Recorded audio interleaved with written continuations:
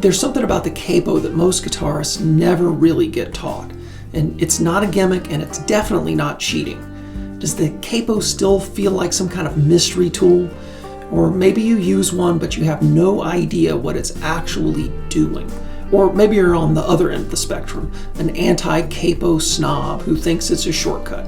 And I get it, I used to be one of those players.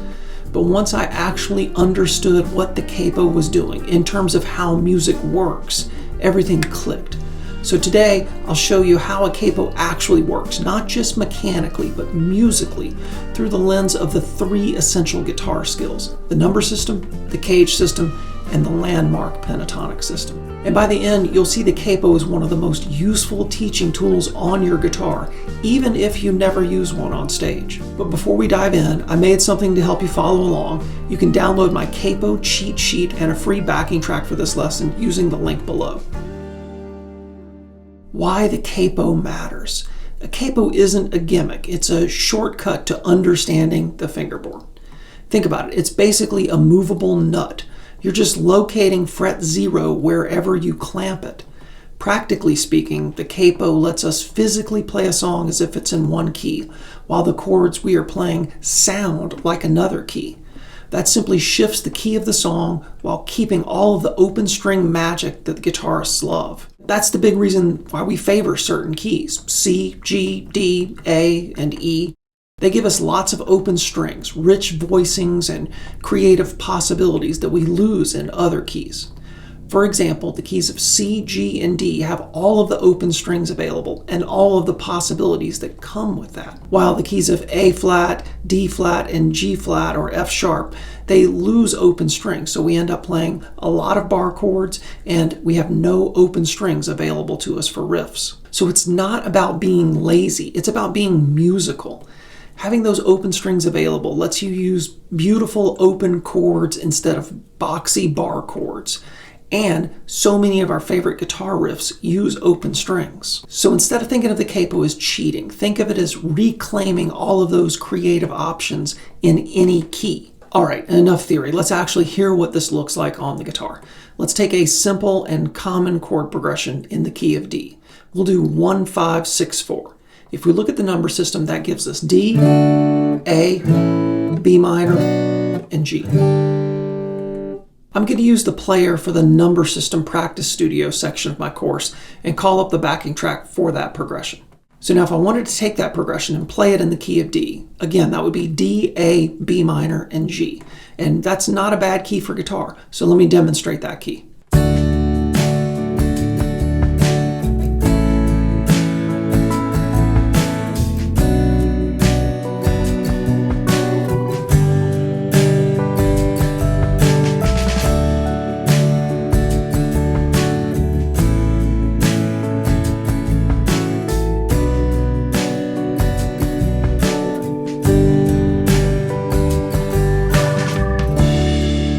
But I could also play that as if it's in the key of C, but use the capo to put it into the key of D. So if I take my C chord and I were to move it up 1 fret and capo it at 1, then now that would be a C sharp chord.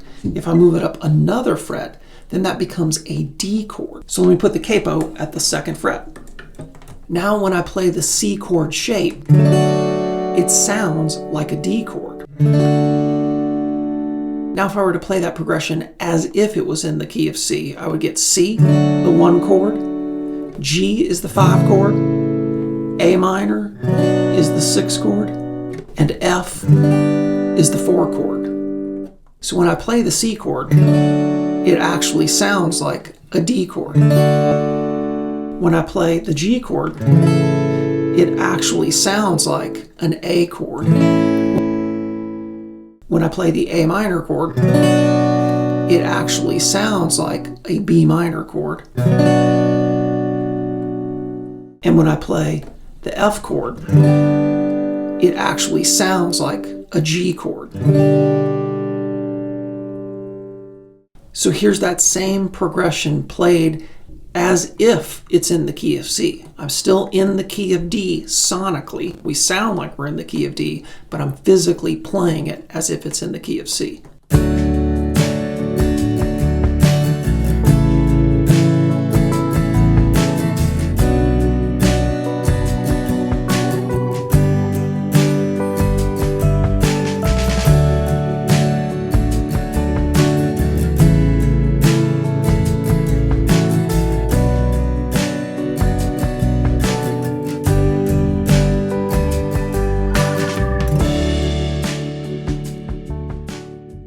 You'll often hear recordings or see situations where there are two guitars playing together, where one of them is capoed and one is not, or they're capoed in two different places to get different sounding chord voicings.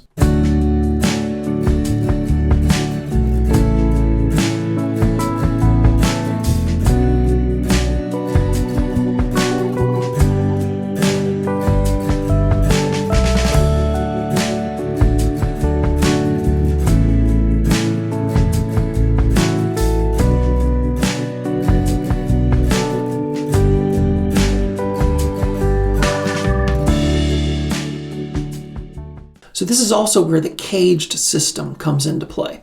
What you're really doing when you play C shapes, G shapes, A shapes, etc. with a capo is you're just using caged shapes, but anchored by a clamp instead of your index finger.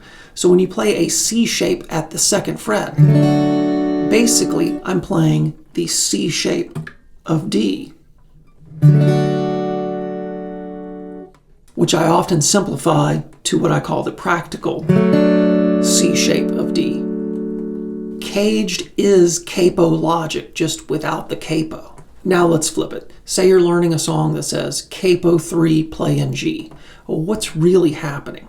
So let's say the progression is G, D, E minor, C. Again, that's a 1, 5, 6, 4 progression. Now let's figure out what we are actually playing. So if I take my non-capo G chord and I start moving it up, I get G, G sharp or A flat, A sharp or B flat. So this G shape that I'm playing is actually a B flat chord. That means we are in the key of B flat.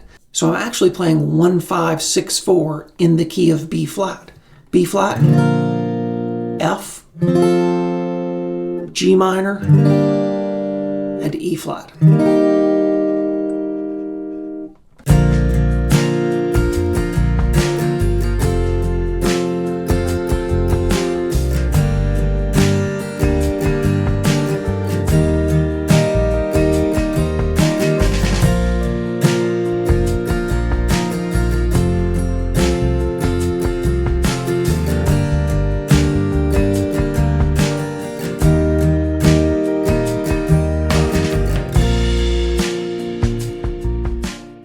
Now, if you didn't know what key we were actually in and you had to take a solo in that song, you would probably be stuck in open position of shape 1 of what seems like the G major pentatonic. It's actually the B flat major pentatonic. And if you wanted to go higher up the neck, you'd have to carefully climb up the neck from shape to shape. But because I know the song is actually in B flat, I can play shape 1 of the pentatonic in open position. And then I can find B flat on the A string, and that would be here at the 13th fret. Put my pinky on it, and I get shape number 4, the other landmark shape of the pentatonic scale.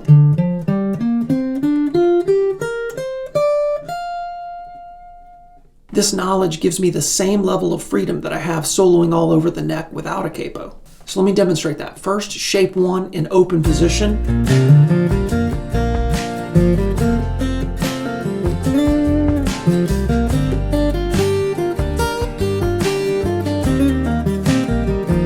Feels like I'm playing in the key of G, but I'm actually in the key of B flat.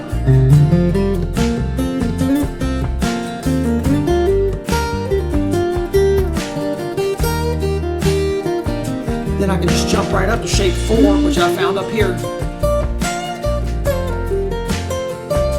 B flat was at the 13th fret, my index finger's at the 10th fret.